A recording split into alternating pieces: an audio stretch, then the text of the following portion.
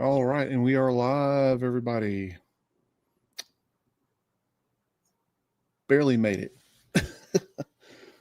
Got about another minute or so before we really officially get started. So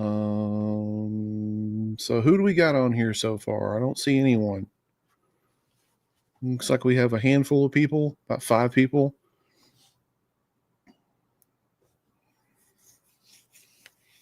And everybody see me okay, hear me okay, everything good?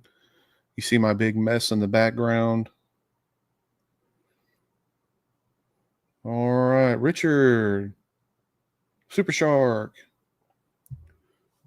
how you guys doing? You guys hear me okay, see me okay, everything good on that one? I stopped using this whole pay thing for this StreamYard right here. This thing was super expensive. The cameras having issues focusing on what to focus on. Okay. Maybe I should put up a background. John, how you doing?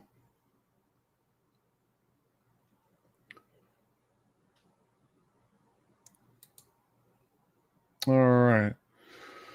So it's 7 o'clock. We're at the top of the hour. We have a whopping 6 people. So let's give about another minute or two for everybody to jump on.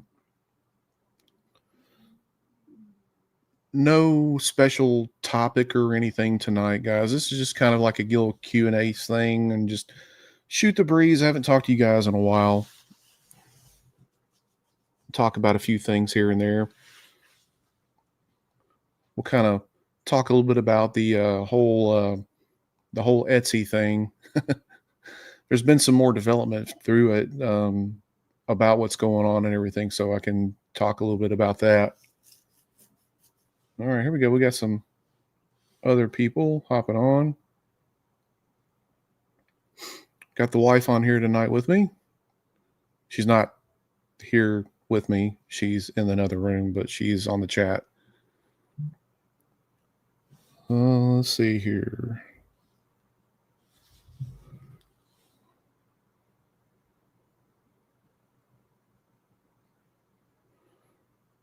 All right, let's see. All right, we got 14 people on. Yeah, this camera's like kind of being wonky here. I don't know why. It's like it wants to focus in on the background for some reason or another. Hey, Jules, how you doing, buddy? Yeah, Richard, thank you. We guys coming in here, make sure to hit that like button. That way it kind of helps the channel a little bit. Yeah. Dario, how are you doing, sir? All right. Now we're getting a few people on. Okay. Good night from Portugal. Awesome. Thanks for joining me.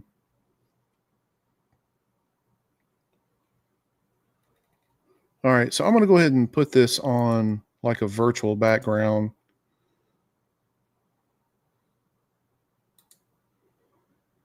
There we go. Let's see if this helps with the camera a little bit. Seems like the camera was trying to like focus in on something in the background. All right. I don't use the best equipment because, well, it's expensive. The big O is in the house. What's up, buddy? How you doing? All right. I'm trying to give it a couple more minutes here. Oh, we just had a big, massive drop off of people. Okay. All right. So we'll go ahead and get started. I guess it's 7:03. Might as well. I'm sure a lot of people probably got other things going on. It is summertime. Some people are out of town and doing their own thing and stuff. I don't know about where you guys are at right now, but it is hot as Hades here in the city I'm in. I think it's well over 100 degrees here with the heat index, and it's been like that for all week and stuff, and it looks like there's no end in sight. And what's weird is like we have like these big pop-up showers of rain, man. It'll like rain here for like crazy for like 15-20 minutes and just stop, and then 10 minutes later it doesn't even look like it rained because it's so hot it just dries up everything. It's really strange. One of the first times I've seen the weather like that. So I'll kind of touch base a little bit about the whole Etsy thing. Probably a good time to start off on it, I guess, a good subject or whatever. But my last video, I mean, I didn't think it was going to be that controversial, but apparently it was. I mean, I got a lot of hate mail and stuff on it. And I'm firmly convinced a lot of those people are just pissed off because they're used to getting their stolen files for $1 or $2. And if that stops, then that just that means they're going to have to pay more for it. So yeah. So with Etsy doing what they're doing, I still say it's going to be darn near impossible to police on this whole thing because it's so widespread. You got so many people that are selling, stolen files or, different IP, infringement type stuff or whatever. And I know what people are going saying, like, yeah, you know what, you got a Patreon and you're not paying rights for what you sell either or anything like that. So it's no different than them selling your stuff for $1 or $2, which is totally wrong. I mean, those people are missing the point. So, and I see what they're saying. And the way I can elaborate on this is you take something that you worked hard on or you paid for and you sell it or whatever. Let's just say you make a design for, let's just say you take a picture or you do a painting. Let's say you do a painting. You worked hard on this painting. It could be of anything. Let's say it's original. Let's say it's painting of your dog. Okay. And you sell this painting of a dog online for, let's just say $50 or whatever. And of course, maybe nobody buys it or whatever, and it's on there for a minute. Next thing you know, you like pop up on there, and then you see people selling prints of your dog. Or you see a company who's using your picture that you did of a dog on their product, and they're selling it and making money off of it where you're not. It's kind of along the same thing. While it may be an original piece, it doesn't matter. It's something that you created, but yet somebody else is taking credit for it. And that's what the whole thing amounts to. It's not necessarily about IP infringement or anything like that, because when it comes down to it, yes, I see what you're saying. But to sit there and try to make an argument that, oh, this model that you created or you had, you paid for, or you had somebody to create, oh, it's okay for them to steal it and sell it for $1 and undercut you. No, that's not okay. And I don't care who you are. If you disagree with that or whatever like that, just don't bother coming and looking at my channel anymore. And that's the way I feel about it. You can just go along the way. I'm not even going to give your little comment any time of the day and be published on, on my videos. That's the way I look at it, because you're one of these people that are part of the problem. And you're one of these people that are probably getting a little pissy because they're taking away your $1 or $2, your little cheap way of making your models versus actually supporting an artist. And I'm sorry if that offends anybody. Sorry, I'm not sorry, but that is the truth. And, if it happened to you, you wouldn't like it too much either. So I promise you wouldn't. If you spend a lot of money in helping somebody or making a file, making a model, a picture, it doesn't matter what it is. If you paid for it and then somebody basically steals it from you and starts making money off of it, rather than yourself, you wouldn't like it too much. So, and that's the way I look at it. Super Shark knows because they have a Patreon as well.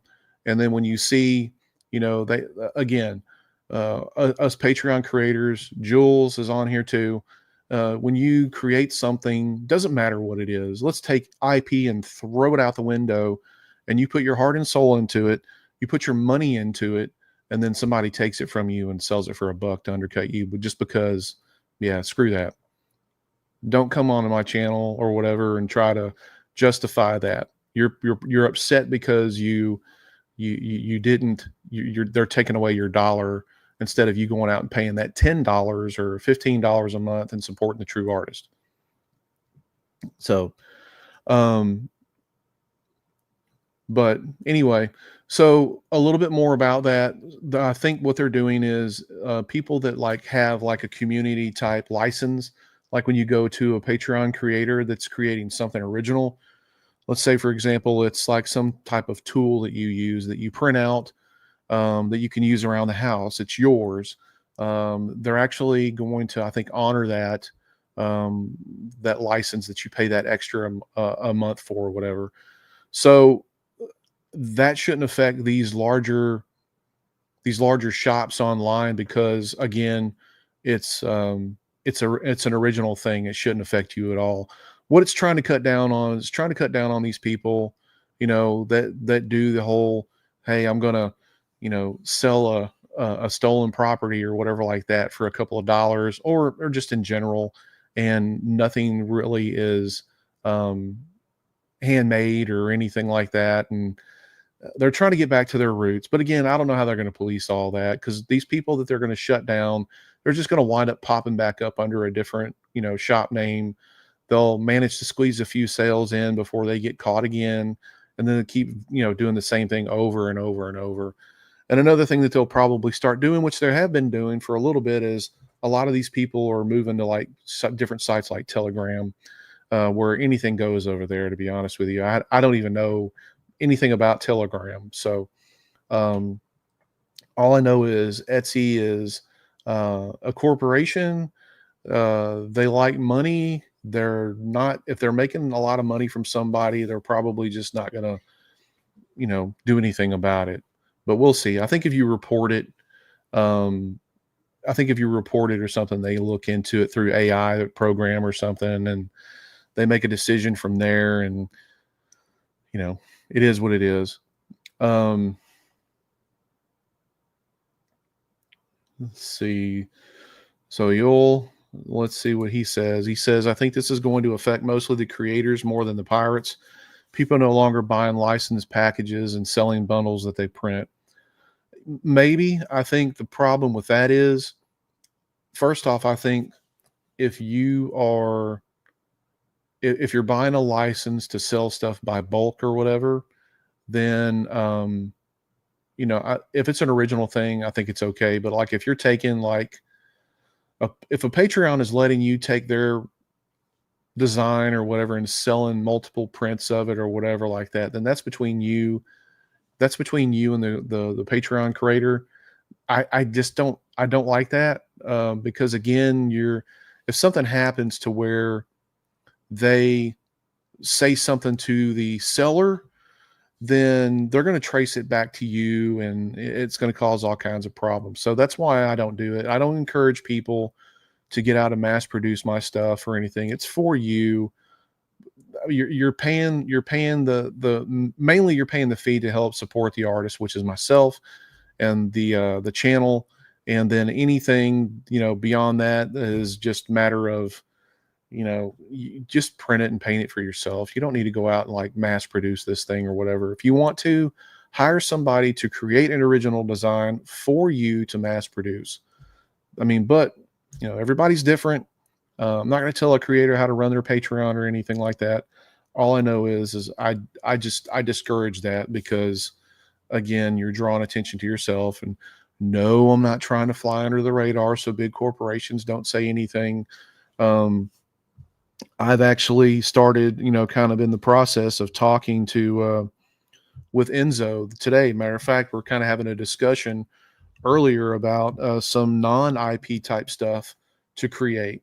The problem with that is, not everybody's familiar with it. If you come up with your own stuff, not everybody's familiar with it. And you're not gonna have a big crowd in your Patreon. You're not gonna have a lot of subscribers. But yeah, I mean, it's always a risk, with how that is. Okay, so I hope that is about as clear as mud. What's going on with Etsy stuff is still coming out every single day.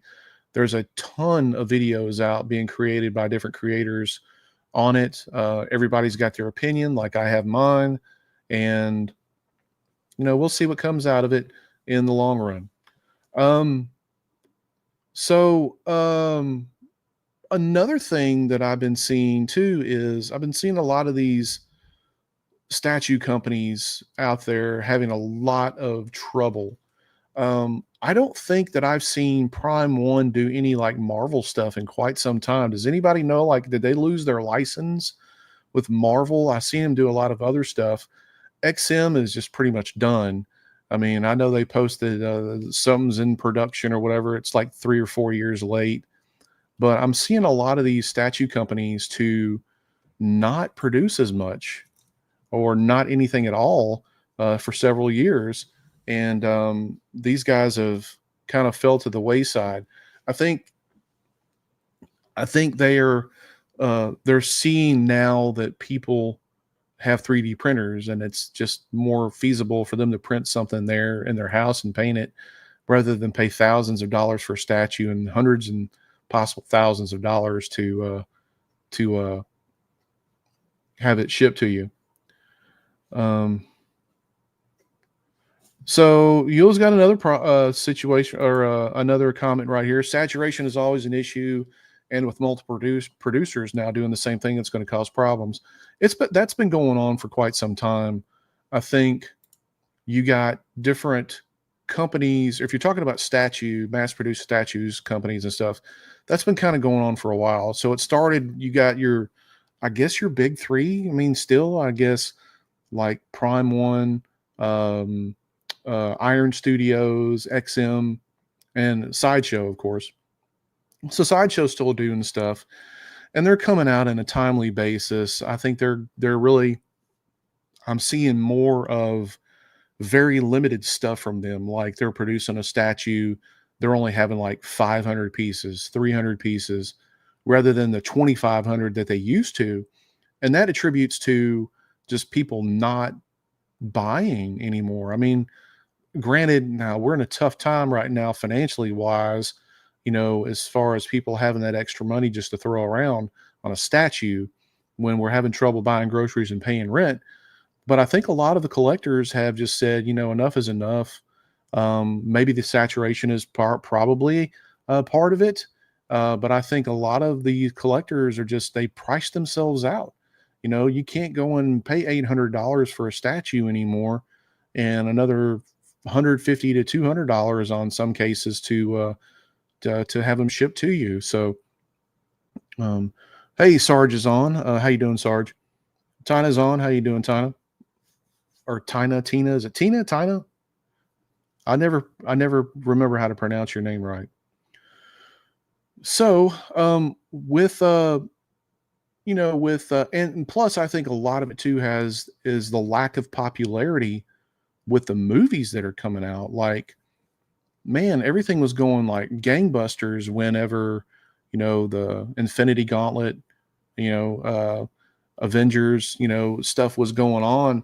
And Marvel has released some dogs here lately that have just not been very good. Even some of the series have just not been all that great either. Nose itches. I think the best one that I've seen, and I'm not being biased or anything like that, is the Daredevil series with Punisher in it, and I'm so looking forward to season 2 with that. But that was really good, and that's what people want to see, not this really watered down superhero type bad CGI stuff.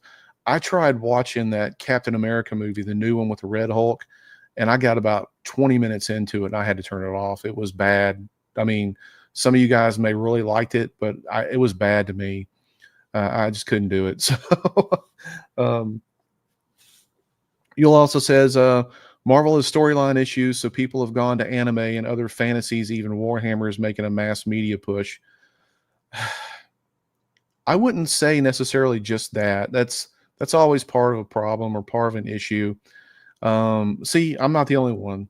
Tina says they watched 15 minutes of it, and that's about all they could stomach.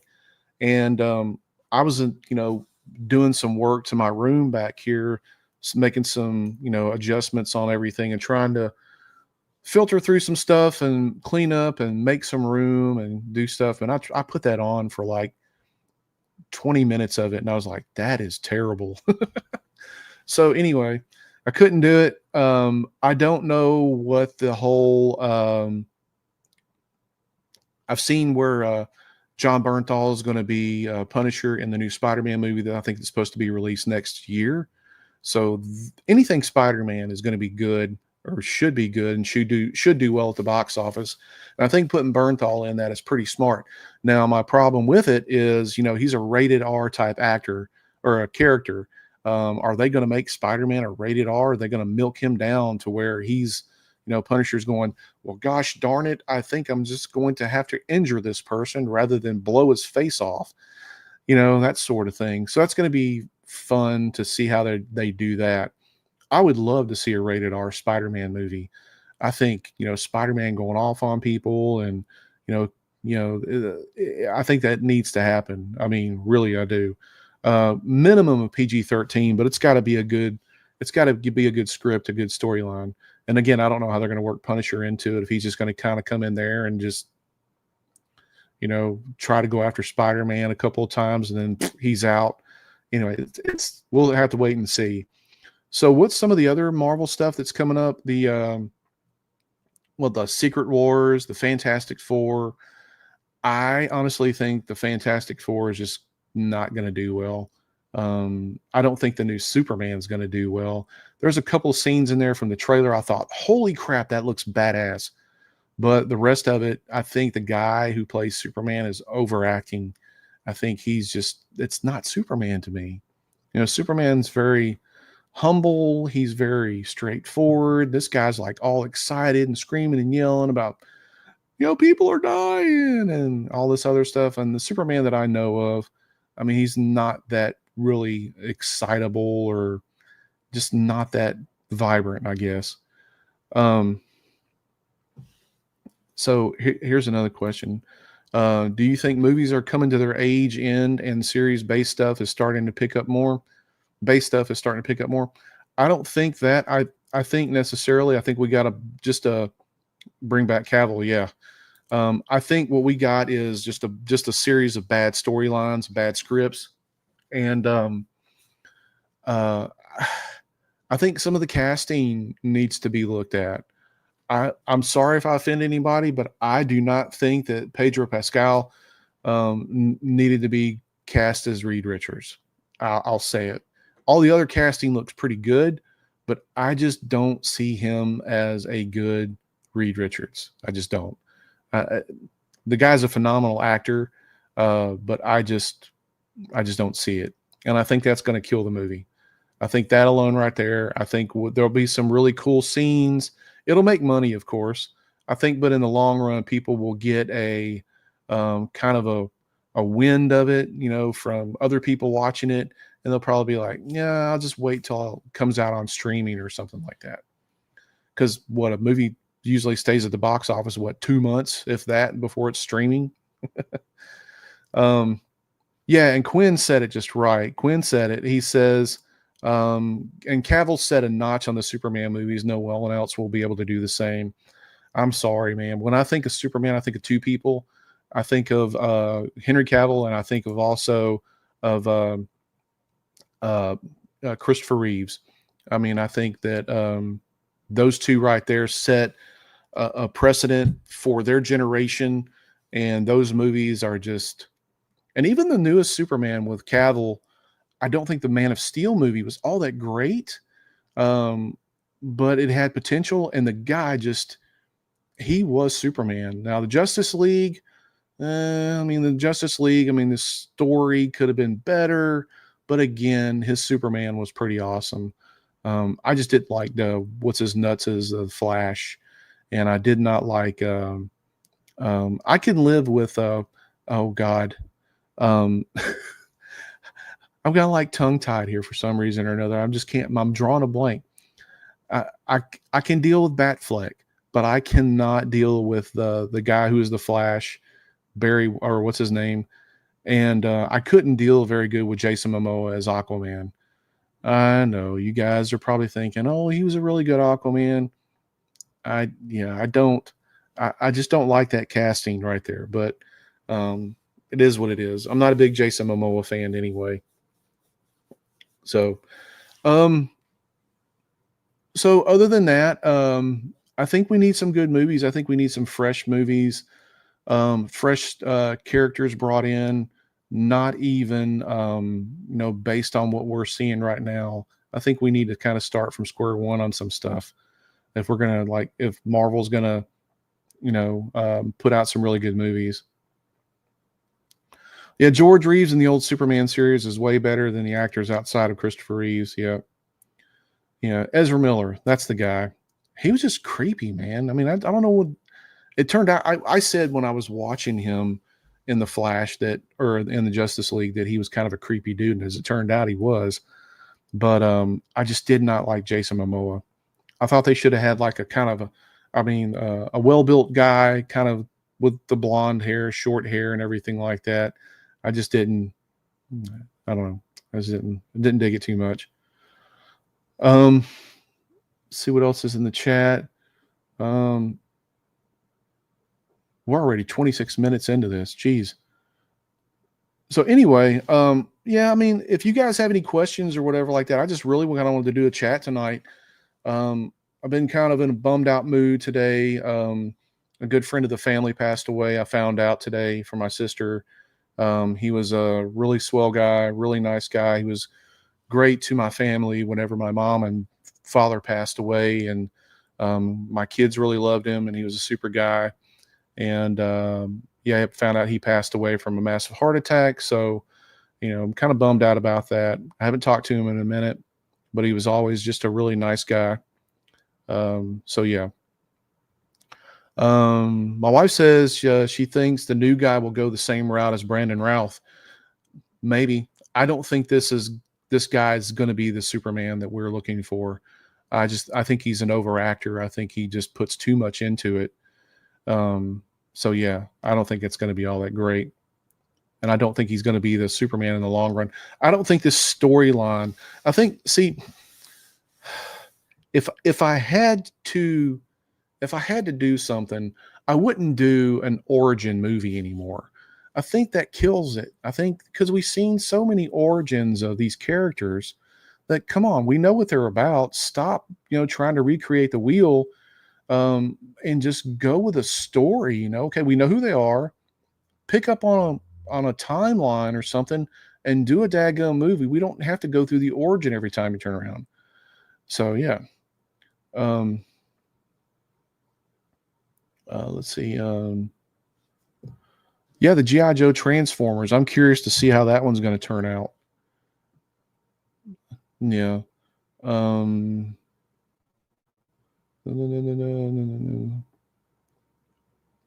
Yeah, I think like with the Superman or with the Spider-Man movie that's going to be coming out, I doubt very soon going to dive into another origin or whatever. It's probably going to pick up on a storyline where it kind of, left off from the last movie, which is what we need. We need a fresh story. We don't need another origin.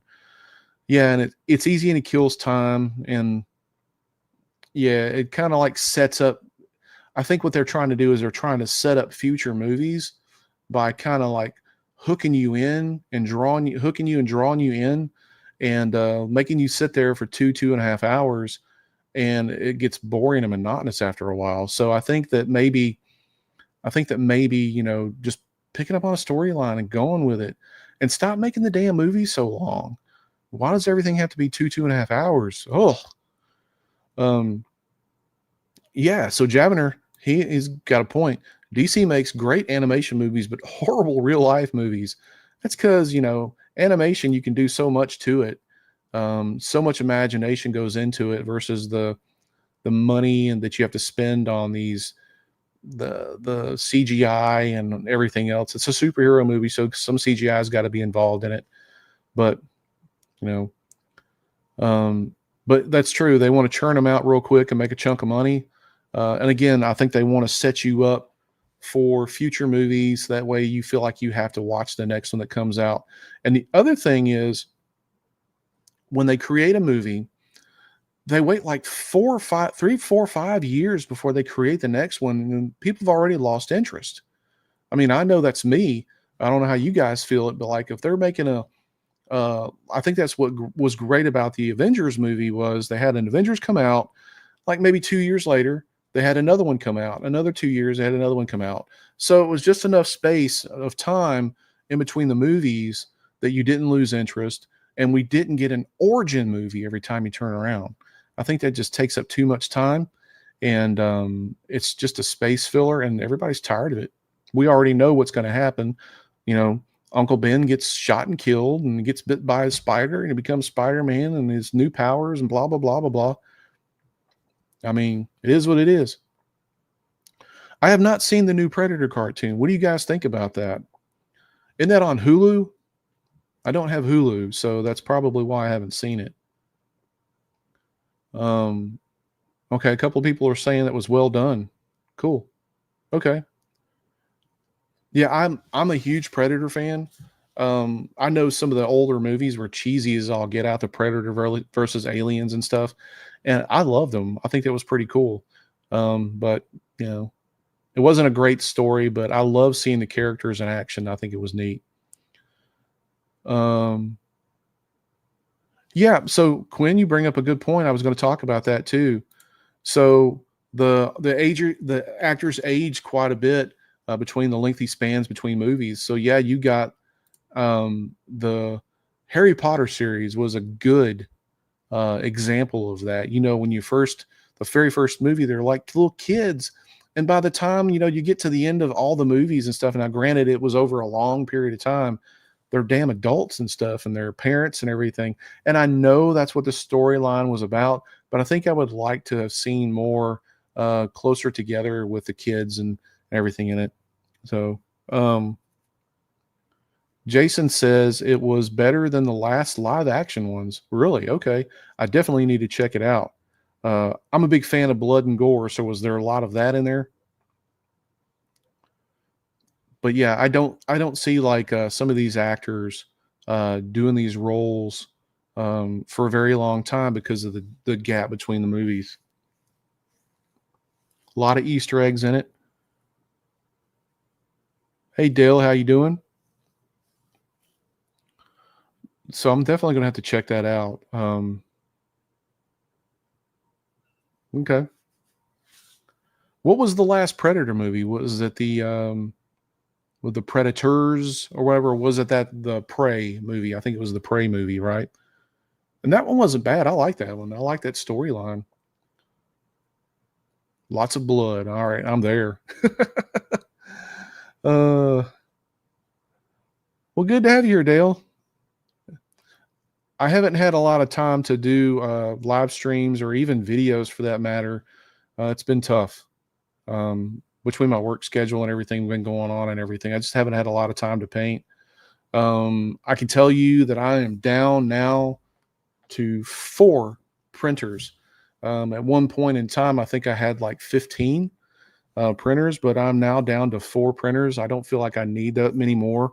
Um, and that's going to kind of go into the next subject that I want to talk about. I mean, I know we're talking about Predator and stuff right now. So yeah, Prey was the last one. Okay. All right. Cool. Okay. So let's talk about now, since I kind of brought it up, about printers. So I think am I the only one? Quinn was reading my mind. Um, I think I am the only one that brought up the whole thing about the Jupiter 2. We had a first look at it. I did a video on it, showed what it was going to be like and everything, and showed some of the features that they were talking about. But I don't think I recall seeing any other creators talking about it. So are they just waiting to release this, or has anybody got any news on it? I have tried contacting Elgu, and they're being like super hush hush on anything.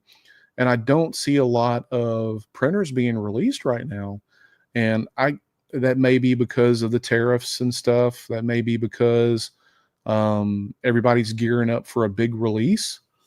I don't know. I have no word on it. I haven't heard anything. I've seen some of the creators that normally post, videos of reviews and stuff like that. one here and there, but yeah, I don't know. You think it's just rumors, Dale? I mean, the printer is an actual thing. Um, yeah, Logan says the tariffs. Yeah, I mean, it's a thing. It's going to come out, and I really want one because my I don't know what it is, but my Frozen Sonic Mega 8K, which I've been using for years, every time I put a new a new uh, a new sheet in it, it's just, man, it's like poking holes in it. I don't understand what's going on with it. Um, yeah, the tariffs are going to affect the shipping the most, but I think when I had heard the last from them, a rep had told me that they would basically, they have warehouses everywhere and they would ship everything central to these warehouses and ship out of there.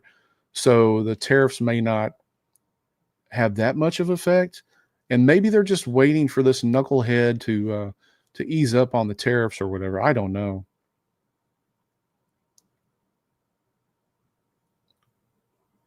So yeah, I figured if anybody would know more about it would be Uncle Jesse. That's kind of their go-to guy for everything.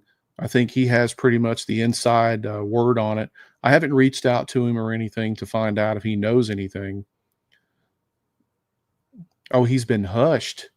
Really? They're trying to like really keep it under wraps. Okay, I get it. Well, I know with Uniformation, you don't see much activity in their disastrous Facebook forums and stuff like that anymore. I don't know what they're doing now. I think they're just kind of like biding their time, maybe redoing this disaster of a printer to re-release it or something. I don't know. I did see a lot of people saying that they're still out of, like, you know, um, different supplies, different stuff like that for the printer, that you can't get in any FEP sheets or whatever, or screens or anything like that. So I don't know. I don't really chat much in that group anymore. I'm still part of it, but I don't post too much in it. Um, see, the largest you have is a Saturn 4 Ultra. Okay, I've got the 4. It's a good machine. I tell you, the only problem that I had with my last two Saturns, which was the 3 and the 4, and I had to get rid of the 3, was the USB port. When you put it in there, you'll actually start printing the print, the model, and then it'll tell you it doesn't recognize the flash drive. And I've had that on 2 of Elgu's machines, or the Saturns. Um, let's see. Let's see. Think they changed too many things for what the printer actually came out with, so a lot of people jumped on it before even testing in the machine. If you're talking about the Uniformation, they just rushed that thing. There was no other way to put it. They just rushed it, and it was dog shit. I mean, the whole release was just crazy, and I'm not going to go into that anymore. I'm not going to give them any more time. I the only thing I have from Uniformation is the Ultra, and it's getting ready to be smashed if I have any more problems out of it. Um, That could be. Quinn has got a very good point. Maybe some of the companies are using the Uniformation debacle as a quality standpoint. I hope so. I hope they basically go in and say, "Hey, um, man, they just had a disaster. We don't want the same repeat sort of thing with our new printer, so we're going to QA the crap out of it and make sure it's quality before we release it." I hope they do that. They should be doing that anyway. Um, Okay, you've been printing wireless? Yeah, I just don't use to just do the wireless thing. Let me see. Sorry, give me just one second. All right, sorry. I had somebody texting me and I had to answer it. Um, am I having the basic issues with the Ultra, the build plate adhesion problem? No. No, my Ultra works good. I mean, so what I'm doing now is I'm just basically taking the USB drive and just putting it, transferring everything from the drive to the printer itself, I guess to the memory or whatever, and printing from there. And I don't seem to have any problem anymore. So, but no, I love the 4. It's been doing really good for me. There you go. Test that mother until it breaks. There you go. I hope they're doing that with Jupiter too. Test it till it breaks. Absolutely. Um, so I think Elgu is going to release this Jupiter 2. They may be trying to do something in order to get the cost down because I've seen that being close to a $2,000 machine. If it's the build volume is as big as they talk about, it's going to be expensive. Yeah, see you.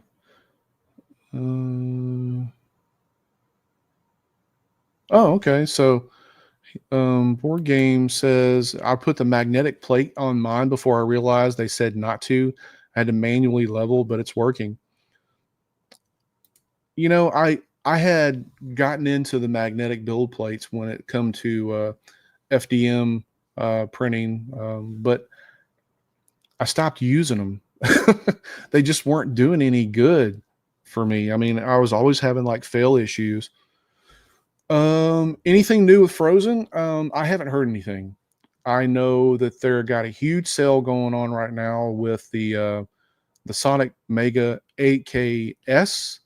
But it's still like $1,300-$1,400. Um, I haven't heard any issues with that printer.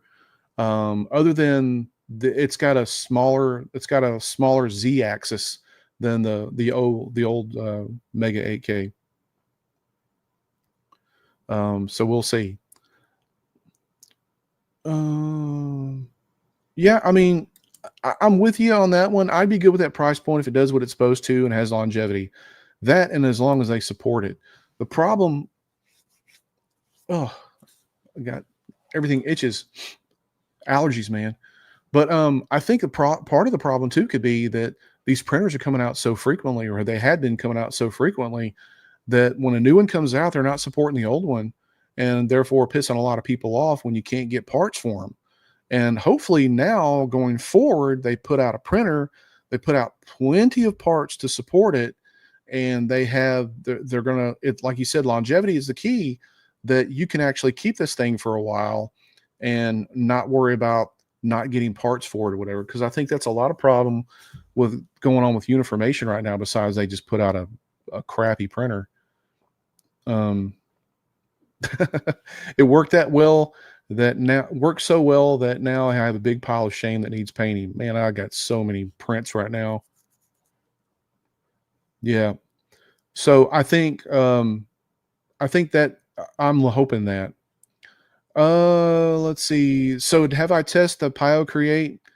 Yeah, actually, it's right here. And I've got the video done. Let me tell you a little about this printer. Now, this is the Howlett X1. Yeah. So it's a good printer in theory.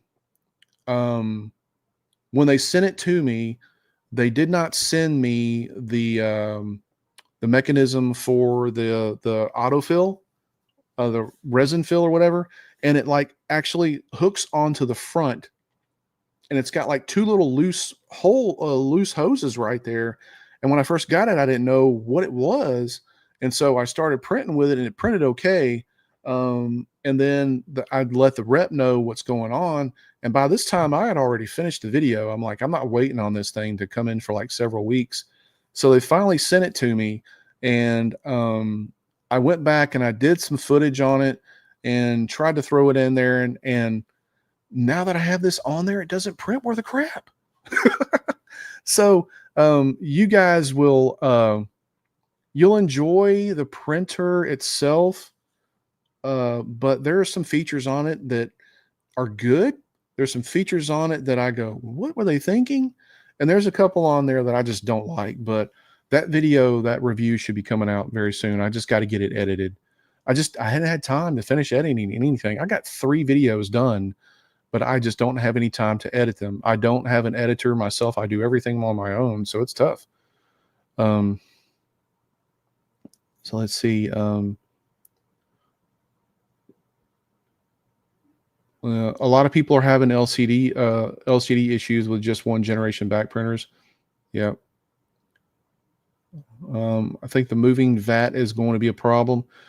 So here's the problem on the PioCreate, and let me get it out here. I can show you maybe, because I had a failed print on. No, I can't get it out. So anyway, the build plate has like these lines in it all the way through, so you can take the build plate and twist it and break the print off where it comes off the build plate. You don't have to scrape it off with a scraper anymore. You just twist it, pop, and it comes right off. The problem with that is you got to use a raft. If you don't use a raft and you use something, you don't put a raft on anything, it's going to put lines through your print. And that's really not cool. It doesn't look good at all. I use a raft on everything because I push the print up and put a raft underneath it and support it. So that doesn't affect me at all. I did get some good prints out of it. Let me see. Do I have anything here? I don't have anything around me in arm reaching distance that I did on it. No, I don't. Anyway, no, but you'll have to see the video. But it's a good printer. It's very small. It fits into really good places. The only problem with that is that hood comes up, and it comes up really high, so you got to have a lot of space over it. But no longer do you have to like get down and look into the front of the printer for the LCD because it's actually on top. I think that is cool. And right, it's still a Creality product. So the Creality name is kind of synonymous with, oh man, it'll work good for a minute, and then after that it's just crap. But other than that, it's okay. I don't intend on using it for a very long period of time, because I have my go-to printers like my Saturn IV, my Frozen, and I've got an Artillery FDM printer over here. It's not a very big volume. I didn't do a review on it because I had a part that needed to be replaced for a long period of time, and it took a long time to get that part. So, and by the time I jumped on that, then that printer was basically kind of null and void. Everybody's done their review on it and stuff. So, but yeah, it's an interesting printer to say the least. But that moving vat, it goes straight up and prints and comes down. It's just not, it's a decent volume. It's probably about the same build volume as the Saturn IV. It's just got a smaller Z-axis. All right. Sarge says my storage unit is full of Creality products. Yeah, so yeah, PioCreate, if you don't know anything about them, they're actually a separate company from Creality. And they also did a lot of dental machines. That's what they're noted for. So I think that Creality had so many problems out of their resin printers that they got PioCreate to step in and say, hey guys, can you lend us a hand and create something that's actually worthwhile? I'm not saying it's a bad printer. I'm just saying it's different and it takes some getting used to. So, but hopefully that video will be out. I'll have it out very soon. Looks like we got Jordan on here. From Vengeance Studios. How you doing, Jordan? Say hello to everyone. Now I will have, I've been talking with Pablo from, oh Jesus, from Zez Studios, and I'm going to have him on as a guest here shortly, before too long. I'm kind of waiting on a couple of things from him. He's got, of course, he had to redo his Patreon. He had some internal issues and everything, and he's getting that back on track. Super nice guy, coming out with some good quality models, and he's been a big help with me, helping me with certain things and stuff. I mean, he's just a super swell guy. And he's also creating his own resin, which is American made resin. And I'm actually got a couple of bottles that I'm testing out now. And I got a couple of prints out of it, and it's pretty good stuff.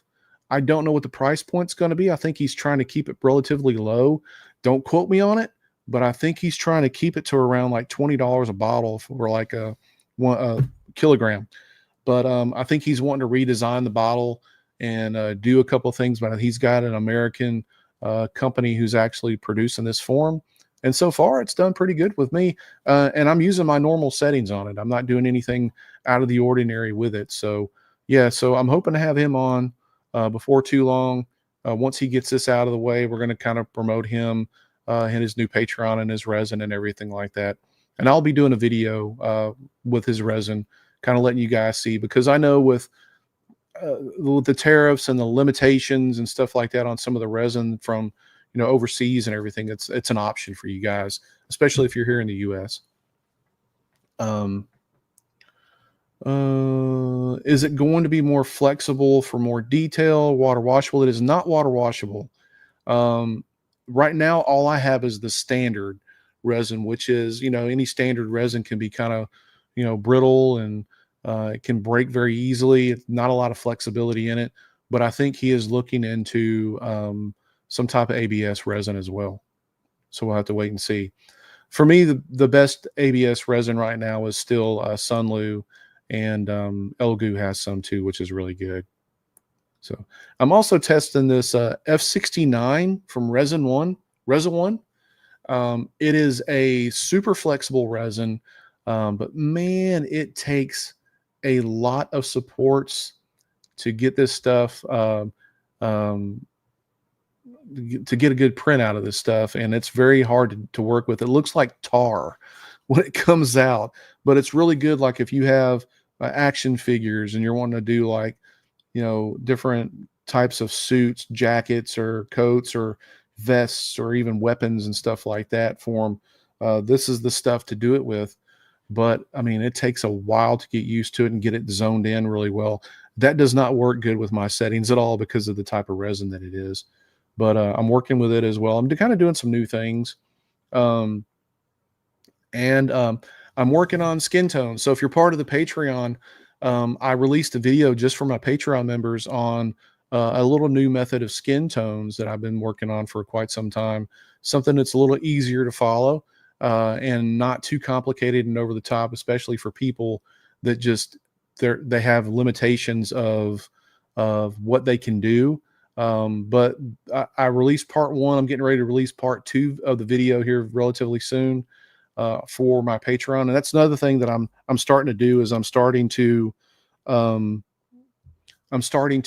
do a little bit more videos for the exclusively for the Patreon members. So yeah. Let's see. Also, while we're on the Patreon subject, I'm kind of getting some new, feed in from my modelers here. So I'm looking at. I just got sent a whip update on Keanu Reeves Berserker, and it's looking very cool. It's kind of a whip on it. I'm not sure if you guys can see that in the camera or not. But we're getting towards the end of the month, and it looks like everything so far is on track. So we got the Berserker, we got the Cobra Commander, and we got Valeria from Conan. Valeria is done. It's in the cutting process, and I'm getting a reference pick for it. So that one's done. I think Cobra Commander's done. And then Victor, who is doing the Berserker, it looks like it's pretty close. He says tomorrow he's going to refine the hair, make it a little thicker, and finalize it. So, yeah, so it looks like we're on track compared to like last month. And then next month for July, I actually already have the two models that we're doing. They're being worked on right now, and they're very close to being finished as well. So we're going to be ahead. So again, backing up to 2 models a month, that gives me a little bit more time for videos. That gives me a little bit more time to put out a better model for you guys. And I think it's going to be, you know, really cool. I think you guys are going to really like it. Oh, so let's see here. So yeah, don't forget, Vengeance is going live tomorrow night. They're doing a live stream. Go over there with Jordan. I don't know if I'm going to be able to pop in or not tomorrow, man. I've got to. I'm probably going to go to a wake for my friend that passed away, and then depending on the time or whatever like that, spending time with the family. But I much appreciate it. But go over there and check out those guys. Been doing some really killer stuff over there. Let's see. Impatiently waiting for more paint vids. I understand, and I'm totally, I totally get it. Hopefully I'll get some more out very, very soon. Let's see. We got some settings recommendations. Appreciate that, Yule. Yep. But I noticed that there's a couple of Patreons out that have been running behind. I think Wicked has been running a little bit behind too, if I'm not mistaken. And and that's one thing I try not to do. I know we ran behind last month because I was pretty ambitious with the models, and I wanted to make a few changes, and I didn't want to rush the artists and stuff just to pump out something that was just crazy. But yeah, so Cobra Commander is turning out really good. It's not a flashy piece. I don't have like a big type of scene for him. It's almost like a museum pose. I wanted it that way on purpose because I do have plans to do some type of diorama later on down the line with Cobra Commander, and I didn't want it to kind of ruin that one later on down. So, yeah. So yeah, Wicked had been behind. I know I haven't talked to Gabriel in a while. I know they're running into some problems or whatever, but they're getting it worked out, man. Those guys are solid over there. Bunch of great guys. Love them to death. James has been on a GI Joe kick lately. You know what I have too, man. I've been doing a lot of custom 1/6 scale stuff, and of course I have this backdrop on here, but I actually got a lot of my 1/6 sideshow GI Joe characters. I got them out of the boxes in my cabinets and my detolfs. I'm old school here, and I got everything lit up finally. And I actually added a couple of new Bestas behind me. You can't see them right now, but for a couple of a couple of statues that I'm, needed to house in there. And I still got some other stuff I've got to do for, just the collection room itself. I'm trying to get everything streamlined. I want to make a video for you guys to let you see my collection room. Right now it's a total and chaotic mess. So, but I'm kind of embarrassed the way it looks right now, but it's a work in progress. My wife says I can never have a big enough collection room because no matter how big I get it, I'm going to fill it up in no time at all, which she's right. Let's see. Well, I can show you a little bit of Cobra Commander, I think. Hold on one second. Let me pull it up here.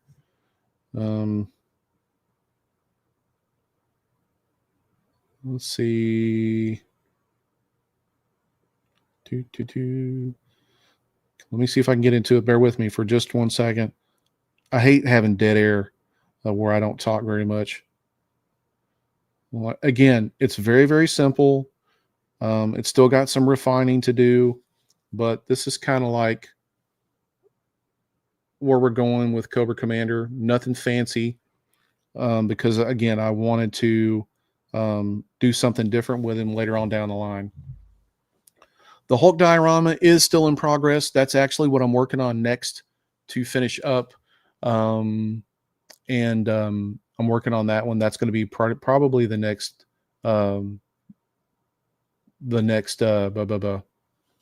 video. Let's see. Yeah, and Javner is right. That's one of the things I'm trying to get away from so much. museum poses. I'm really tired of the overtop statues with bigger bases. I get it. And this is definitely not a space hog. When I say space hog, I'm talking about hogging up a lot of space. So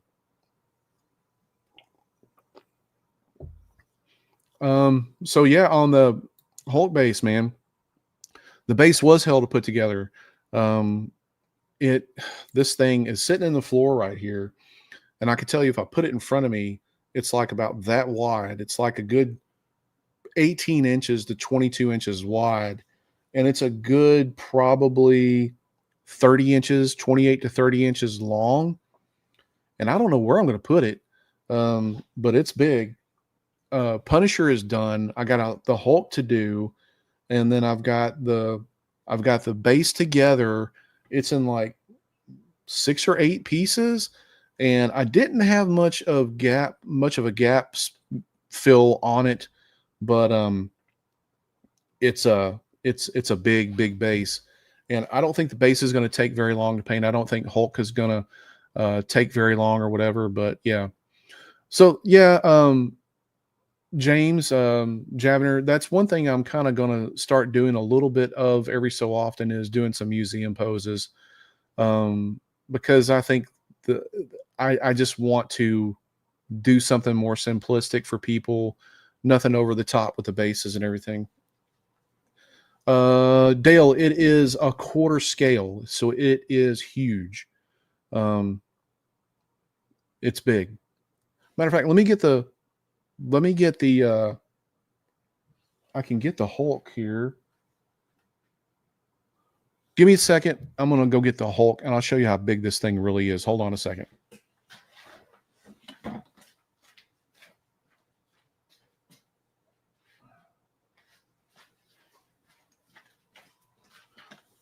So I haven't put it all together yet.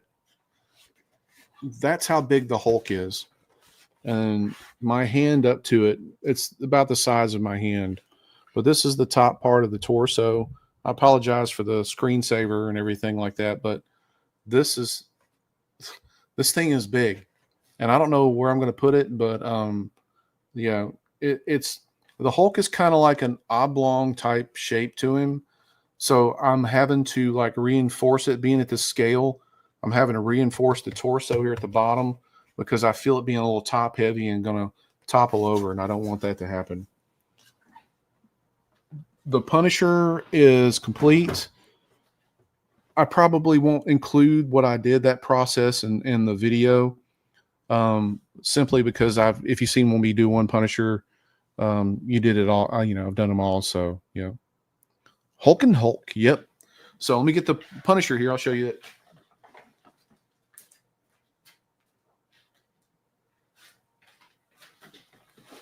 So I love the pose. One second. Let me take the screensaver off real quick because you're not going to be able to see this. The virtual background, that is. All right, here we go. There we go. So this is the Punisher. Again, he's a quarter scale. He's completely done. Well, not completely done. I got some detail work I got to do up here on the bullets. Got to do the gun. I got to refine some details and stuff in the suit and everything. But he's huge. And if you look, oh my God, Hulk compared to him, he is big. Let me bring it back a little bit. All right, so this is the scale that this thing is at. It's a monster. Literally, it's big. All right, so let me put the screensaver back on now, and I have to because the virtual background, because I got to check my camera settings. So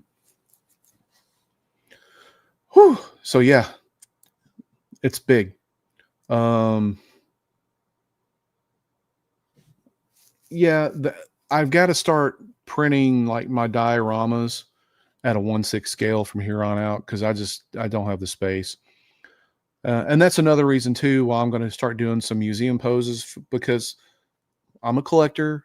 I do these models for myself as well, And want some with these big bases and everything. I just don't have that much space anymore.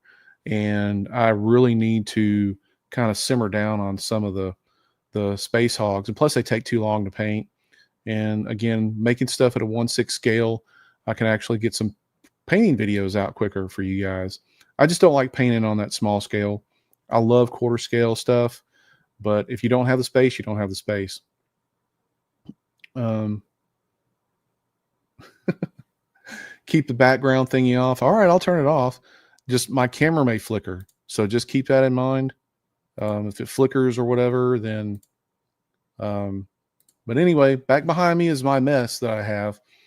I put up another row of Bestas on top of that one, put some models up on top, and I got just stuff everywhere. I haven't printed anything aside from the few test prints from the resin that I got from Pablo, because I got so much stuff I got to paint. I'll probably never get it painted.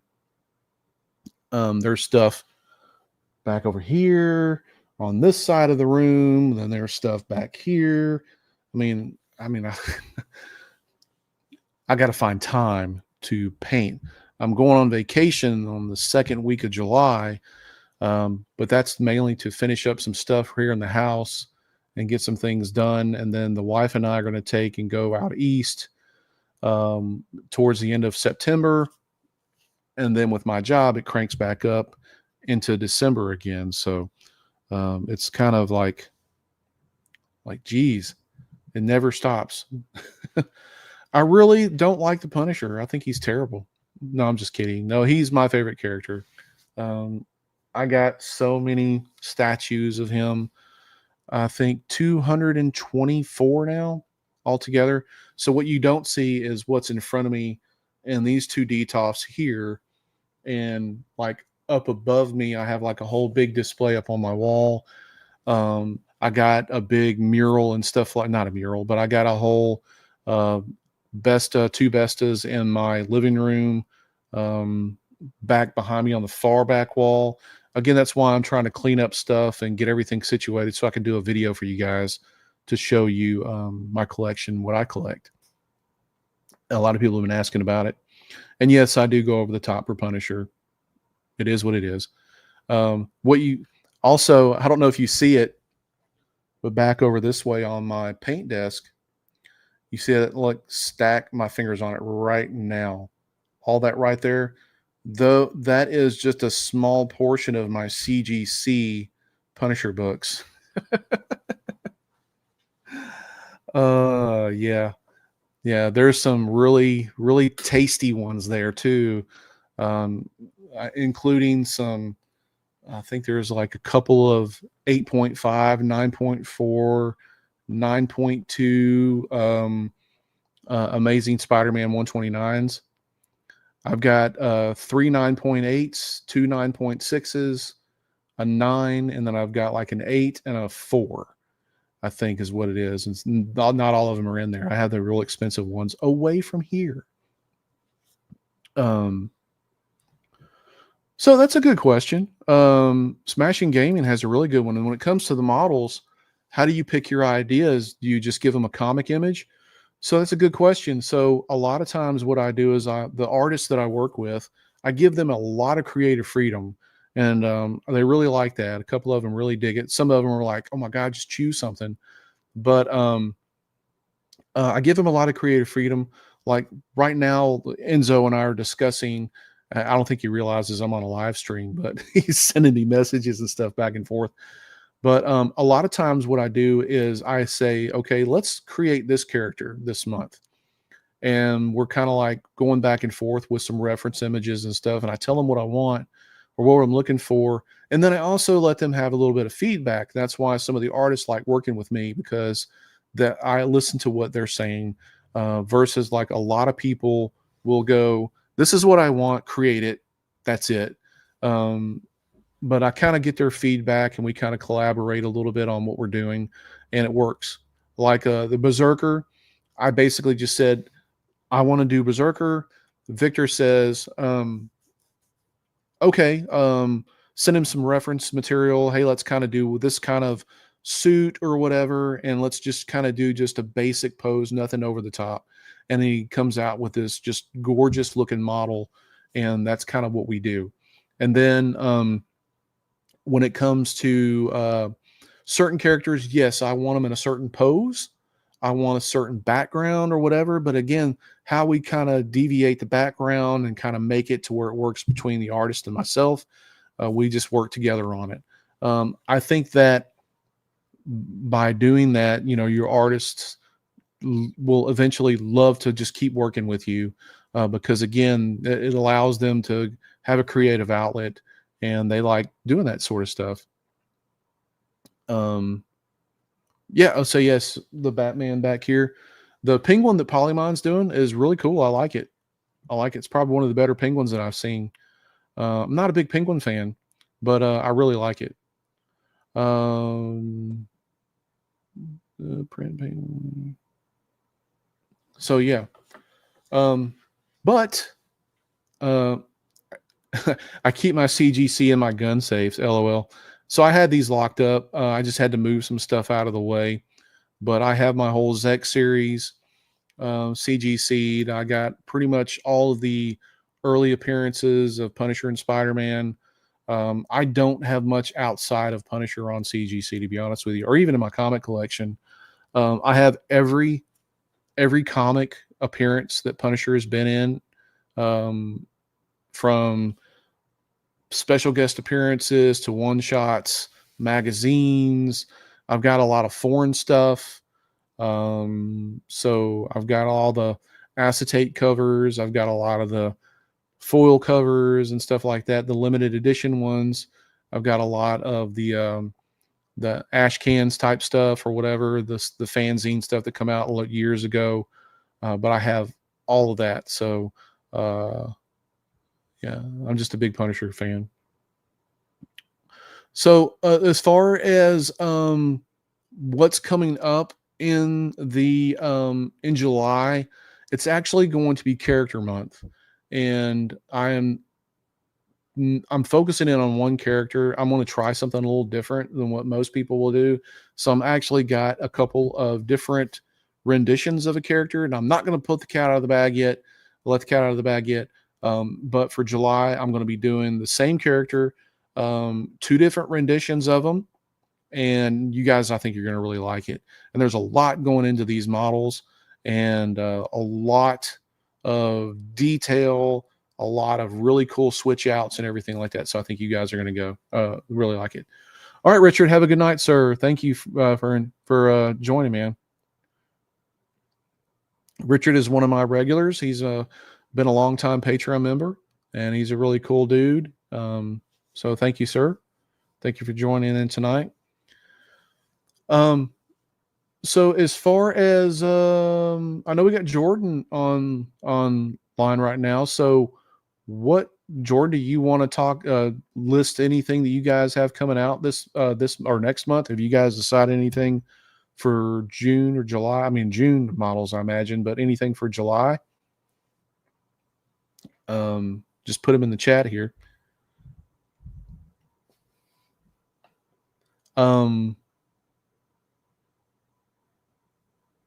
Let's see what else is going on in the chat. Take care. Okay, so Super Shark's got some news about. See, I don't mind sharing stuff when it comes to Patreon, other Patreon creators on here. I'm not one of these guys to be a dick and go, it's all about me. Super Shark said we just started using a concept artist, so that way the team can collaborate together and come up with ideas. See, that's kind of like what I do with every month with my stuff. There's a few, like with the Midnight Suns, or I'm sorry, yeah, the Punisher and the Blade Midnight Suns model. That was kind of a collaboration between me and Enzo, but I had a basic idea of what I wanted. He just took it and ran with it and did a great stuff. Just a great model. And I've got to finish that one up too. That one will not be a video. It'll be a review video probably, because this thing is taking so long to do. It's a very, very intricate model, and I'm having to reprint a couple of things on it. So Um, let's see. Here's a good question. Models are amazing. Thank you. Have you looked into any joint articulation to put into your models? No, I haven't. That's very difficult when you're working with resin, and that's what I gear my models toward is resin printing. Um, I think because when you start talking about joints and moving parts and everything, the resin can be brittle, break off in some areas and stuff. And I think a lot of the detailed models that I actually put out don't look very good in FDM because, again, because of the details. I think that you have to resin print a lot of this stuff. Now, that's not to say that some people don't put out some very good FDM models, but I think a lot of what we do is just really detailed. And so for moving parts and everything, I'm not sure how that would play. I'd be interested in checking it out and maybe working with it later on down the line. But for me right now, I'm just kind of like sticking to what I kind of do. And that's just the basic models themselves. All right. So, yep. So here, Jordan says for June, we got Scorpion King, 2 different versions. I saw that. And let's say Super Shark is releasing Mara, Queen of Atlantis, tomorrow.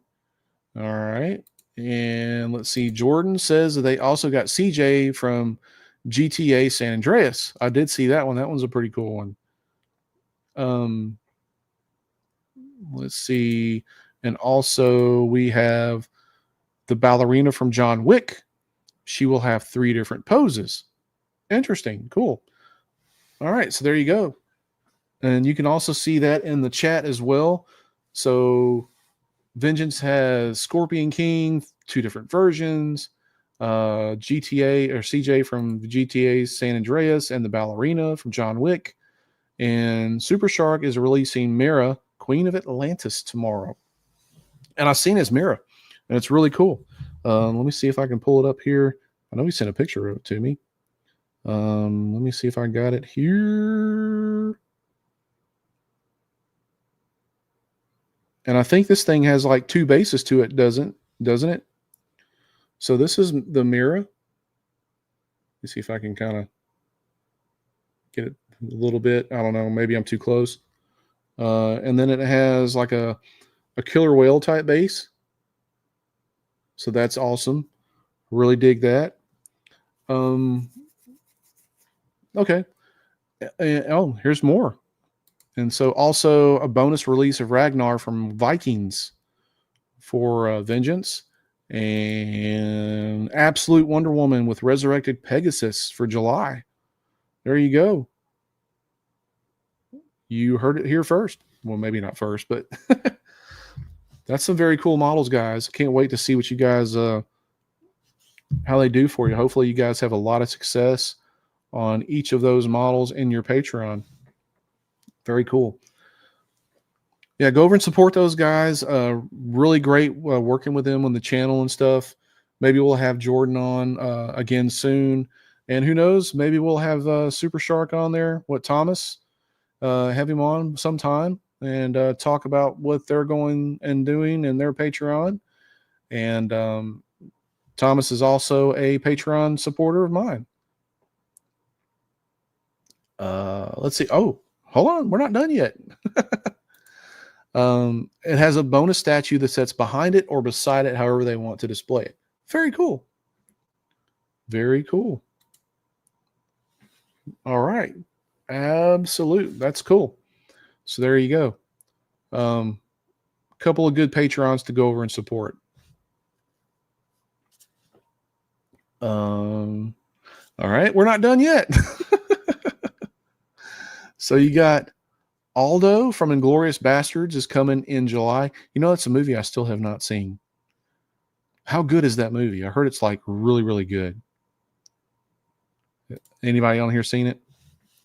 I have not seen it. So now I'm going to have to go out and see it. We're not going to go down that rabbit hole on certain movies that I've already seen that I haven't seen. Hopefully my wife isn't going to start chiming in here in a minute and talking about the Lord of the Rings trilogy because I've only seen the first one. Yeah. Man Bat is for June. Okay. See, I told you she would put on there Lord of the Rings. Sarge says it's a great movie. And that's the one with Brad Pitt. Do I have that right? Okay. RL says, yeah, good movie, funny lines. If it's the one with Brad Pitt, the one I'm thinking of, I've seen some of the scenes of it, and it looked pretty cool. Yep. Okay, that's it. Awesome. Let's see here. Oh, Jordan sent some pictures of what they got going on. So let's see. Here's Ballerina. I don't know if you can see that very good. Back up a little bit. It's Ballerina from the John Wick. Scorpion King, complete with a people's eyebrow. No, just kidding. That actually looks better than the CGI that was actually used in the movie. This is CJ from GTA San Andreas. All right. And Man Bat. So I love this Batman animated series collection that you guys are doing. Really cool. Really nice stuff. And I understand a lot of people have been digging it. So that's cool. Oh, it has the eyebrow. That's pretty funny. And see what you did, Kim.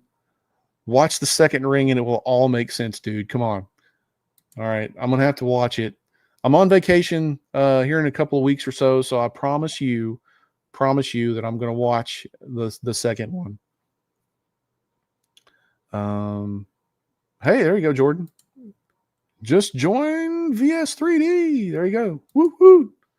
All right. Cool deal. He says, hang tight. I'll send the eyebrow. David, the Lord of the Rings 2. Have you not seen it either? Dude, you're saving me.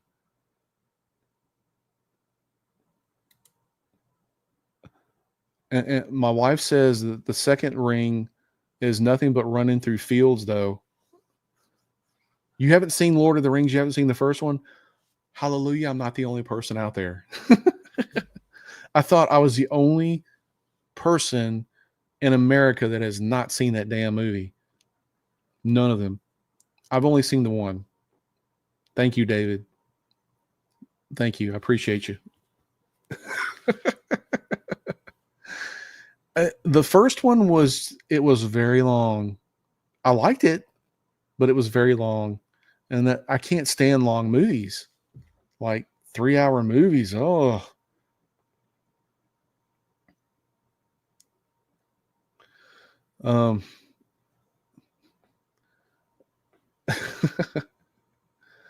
Oh. Board Game says, loved all the Lord of the Rings movies, even the Hobbits. And see, I remember when I was a kid, I'm showing my age here, but in my first grade class, my teacher read the Hobbit book to us, and I loved her reading that book to us. And it took like weeks for her to read it, and I loved the book. And I felt like maybe if I saw the movie, it would just kind of ruin me from what I experienced as a kid from my school days. But Sarge says got some great sleep from those Lord of the Rings. Oh man. So were they a snooze fest for you, Sarge? Oh man. Leonard Nimoy singing Bilbo Baggins is better than some of the later Lord of the Rings stuff like Rings of Power. Oh man.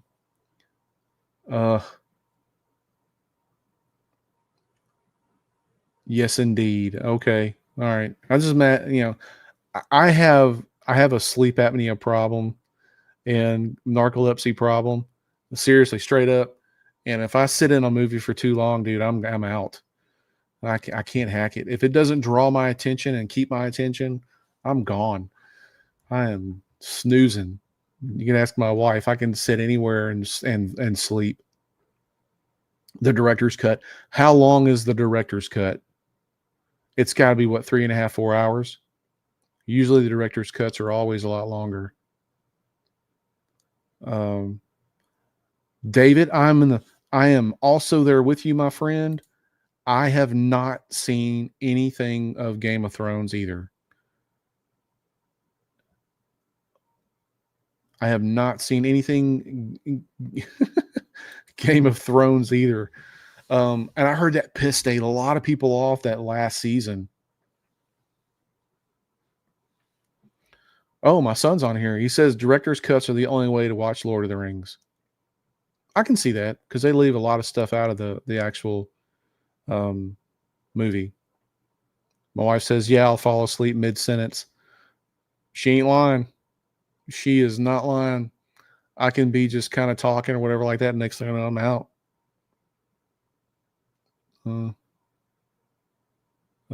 True Blood. Never saw anything True Blood. Never seen anything House of Dragons. I just I watched that one series. What's that one series? Vikings. I watched the first series of it, the first season, and I really liked it. But I tried watching the second season and I did not dig it at all. Eyebrow incoming. I got to see this. True Blood is great. All right. Jordan said he sent the eyebrow. Oh my God, it is. So here's one expression, no eyebrow. Like I said, this is a lot better than the CGI that they used for that movie. Oh, here it is. If you smell what the Rock is cooking. There you go. It's the eyebrow. And then the anger pose. There you go. So, true story about The Rock, Dwayne Johnson. When he and I are the same age, and his father, Rocky Johnson, used to wrestle here in Memphis. And he used to wrestle at the Mid-South Coliseum with Jerry Lawler and Bill Dundee and all these other old wrestlers and stuff. And I was a kid. And my dad used to help set up the ring, haul around the ring with a guy named Buddy Wayne, who worked for the wrestling promotion, Jarrett Promotions. And Bill Dundee had a son named Jamie Dundee. Rocky had Dwayne, of course. And there was just a bunch of us kids. So like when we had the ring, when they set up the ring and everything, we would, as kids, we would get in there and we would run the ropes, run around and everything. And Dwayne was actually there helping run the ropes and everything. We played around as a kid. And I kid you not, he used to do that damn people's eyebrow when he was a kid. He would walk around and just do the whole eyebrow thing or whatever, and it was funny back then. And it's even funnier now when I first saw him do it as a wrestler. But yeah, he doesn't know me from Adam now. He doesn't remember me. I mean, but he wrestled when he got older. He wrestled back here in the Memphis area. And I saw him a couple of times and he remembered me. But after that, he just kind of got famous and kind of drifted off or whatever. But yeah, when we were kids, we used to run the wrestling ring and stuff. And they're at Monday Night Wrestling at the Mid-South Coliseum back when wrestling was big in Memphis. And he thought he was Elvis. But he was a little cocky little thing back then. I remember we were just little kids. But yeah, Jerry Lawler's son, Brian Christopher, he was a little bit younger than me. I think like a year or two younger than me, but me and Dwayne are the same age. Jamie Dundee was a couple of years younger, but yeah, we all used to hang out and everything. I remember Dwayne and um, I think it was Dwayne and there was a wrestling match between Jerry Lawler and this guy named Joe LeDuc. Joe LeDuc he was labeled as this big lumberjack guy. And he got pissed off at Jerry Lawler because Jerry Lawler actually ran the wrestling promotion. He owned it, I think, him and Jerry Jarrett. And back when they didn't have these breakaway tables and the announcers tables, they had this big, thick blue table made out of like plywood or whatever. And I remember Joe LeDuc wrestling Jerry Lawler, and he was mad at him about money or something like that. And he picked Jerry Lawler up and threw him out of the ring onto this table. And this was probably like a good 8-10 feet. I mean, just on over. And Jerry hit that table. And I want to say Jerry, if I remember right, broke a rib or two.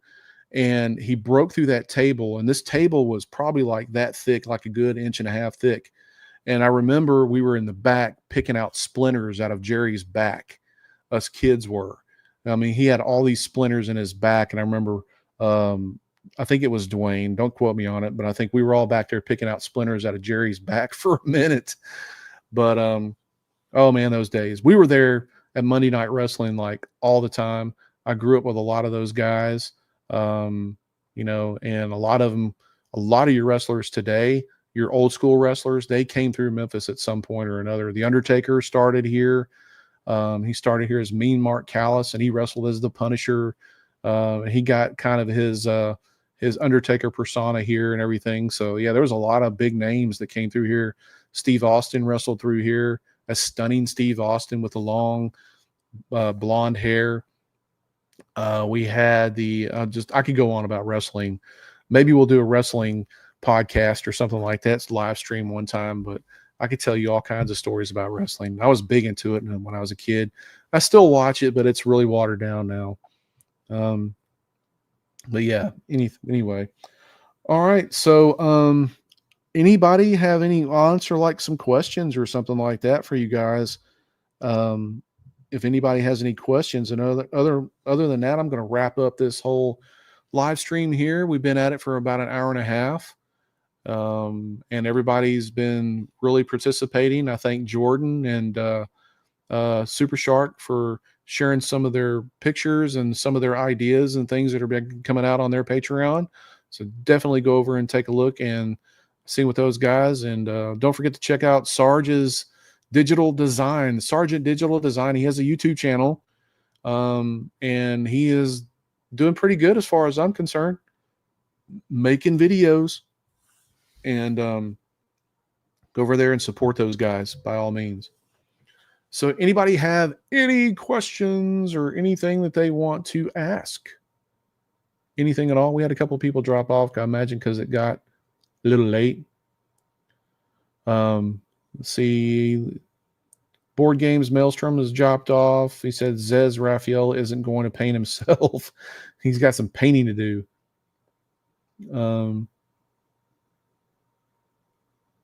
Oh, here we go with Dale. I'm sure been great to catch up on live, dude. Been sub to Sarge for a while now. I'm sure he'll appreciate it. Sarge says new stuff this week. Got some new stuff. And the man is a fantastic barber. He's got his own mobile barber service, I guess you could say, which is pretty cool.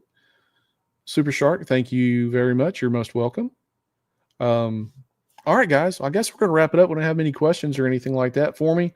I'm going to try to do a few more lives, a little bit more. I don't want it to get stale. That's one reason why I haven't been doing a lot of them. I mean, because we come over here and talk about the same old thing. But hopefully we'll get some guests on here soon where we can kind of broaden it out a little bit, see what's going on in some other people's worlds. And yeah, and hopefully get some videos out for you guys here relatively soon. Like I said, it's schedule, man. Oh, I mean, YouTube isn't my full-time job. Unfortunately, I would love for it to be, but yeah. But all right, guys. If that's all we got, I'm gonna go ahead and bounce off of here, guys. Thank you guys so much for tuning in tonight. And appreciate you guys for supporting the channel. Um, every one of you guys, I greatly appreciate it.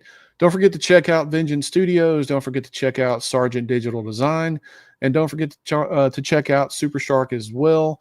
Thank you guys so much for tuning in tonight. I appreciate it. And hopefully we'll have some videos coming out for you very, very soon. I got this Powder Create review coming up. I got a couple of other little tools coming up. And don't forget our Patreon. Link is in the description. The video or the models will be coming out here in the next couple of days or so.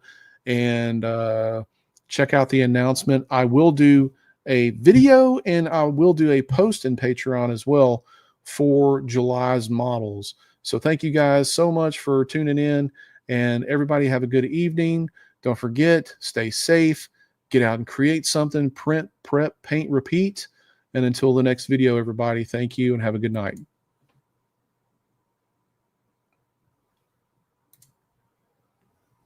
Bye now.